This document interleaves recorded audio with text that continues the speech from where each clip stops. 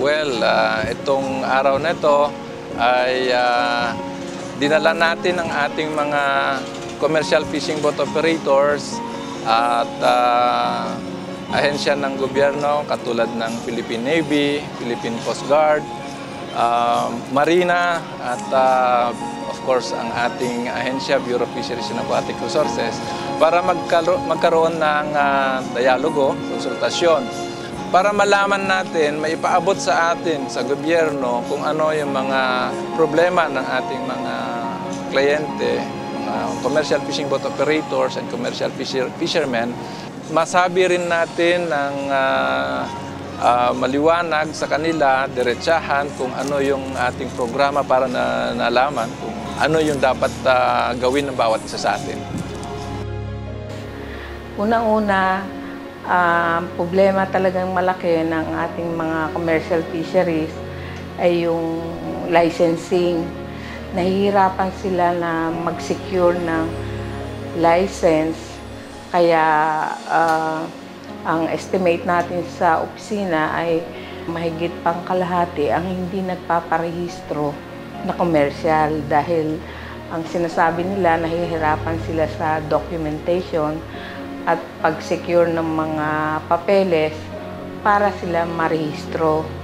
So, nagkaroon ng pag-uusap na parang one-stop documentation kung saan nandun na ang Marina, ang BFAR, at ang target nila ay in 1 day time ay makukuha ng mga commercial fishing boat operators ang kanilang mga lisensya. So, yun ang objective talaga. Kalawa, merong programa ngayon ng BFAR na strengthen ang law enforcement.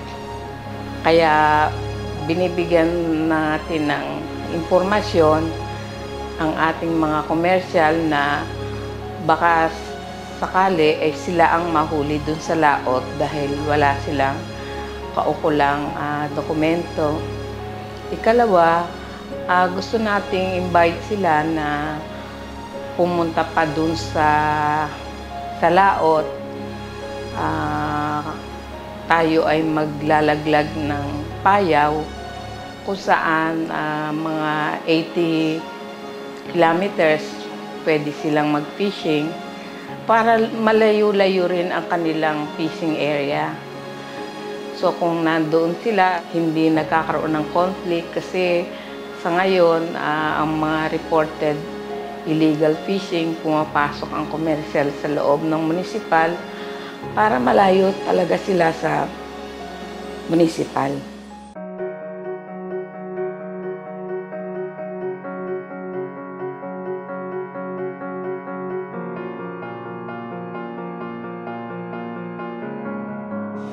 In general, ipinahayag nga or ipresenta ng bawat ahensya ang kanilang main concern sa mga fishermen. Halimbawa, ang Coast Guard, ang sinabi nila ay ang safety and security at sea. At ang Marina naman, ang sinabi nila yung proseso ng registration ng fishing vessels. Halimbawa man lang yung nasabi kanina ng Marina na although kakaunti sila, meron naman palang mga programa na mobile registration at meron ding proper na programa sila. Ibig sabihin, yung mga hindi pa sa ngayon ay compliant sa batas, ay maaari silang ma-represent ng isang tao for as long as meron silang special power of attorney na maglakad sa mga papeles ng kanilang bangka. Sa Coast Guard naman, kinakailangan nila yung registration nga ng ating mga fisher folk at saka kanilang mga vessels para yung proper identity at ma-extend nila yung tamang assistance kung kinakailangan at that time they are needed most. At ganun din ang ating opisina, hinihikayat natin ng bawat fisherman na magrehistro At again, yung registration ng mga vessels ay dapat masunod para yung assistance nga na manggaling sa gobyerno ay mapunta sa totoong fisherman, hindi kung kani-kanino lang.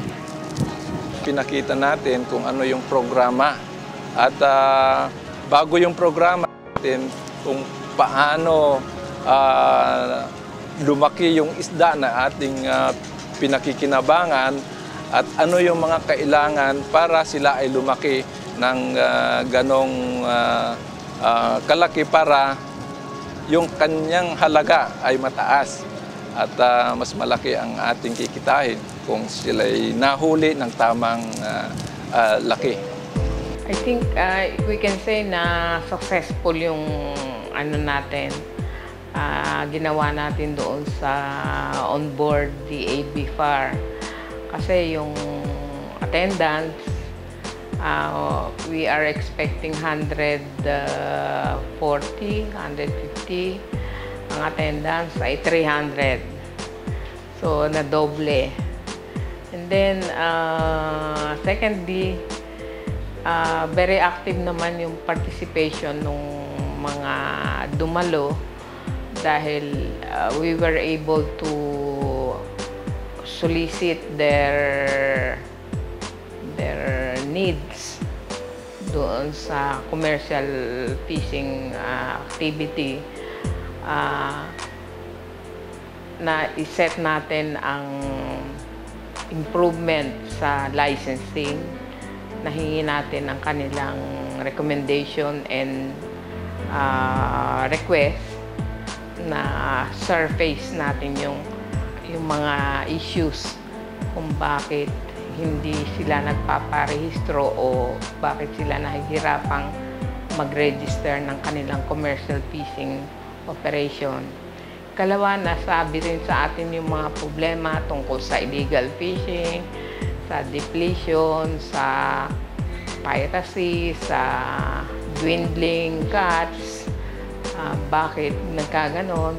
So, positive naman lahat at talagang pinormalize at pinagsakan at pinalakpakan yung mga proposal na projects na gano'n. From here, nalaman natin kung ano yung mga hinaing ng ating mga fishermen. So, each of the agencies are going back with a clear plan of action, I guess. Dahil meron na silang accurate input for them to review their plans and realign it to the more accurate, responsive na program. Very clear yung sinabi ng bawat representative ng ahensya na agad-agad they go back to the drawing board and see to it that immediately, soon as possible time, it will be crafted in a way that it will be more responsive doon sa pangangailangan ng ating mga fishermen.